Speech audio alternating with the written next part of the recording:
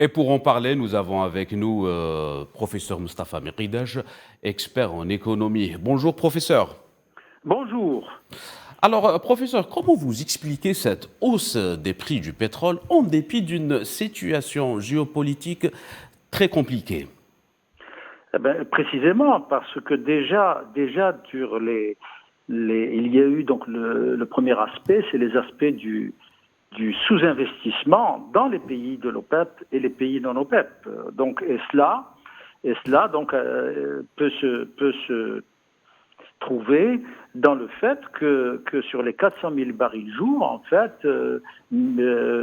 supplémentaires, ils n'ont pas été complètement mis sur le marché puisque des pays donc ont des difficultés donc à reprendre le niveau qu'ils avaient donc avant la crise du Covid et cela est dû aussi au fait que lors de la dernière réunion du sommet de Glasgow donc déjà, donc on parle de la nécessité d'arrêter les investissements dans les pays producteurs, donc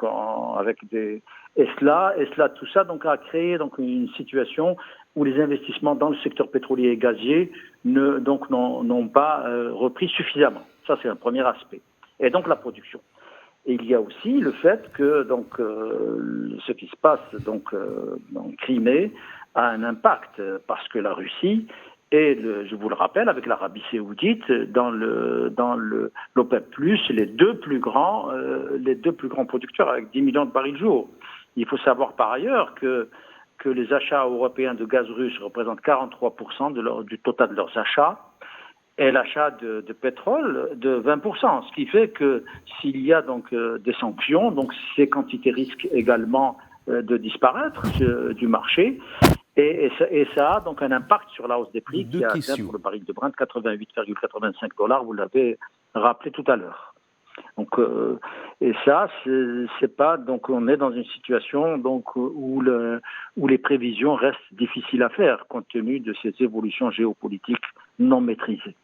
Professeur Mikidash, par rapport à la production, est-ce que vous pensez que la production quotidienne aujourd'hui elle est suffisante? Est-ce que vous pensez qu'elle est suffisante pour répondre à la demande mondiale?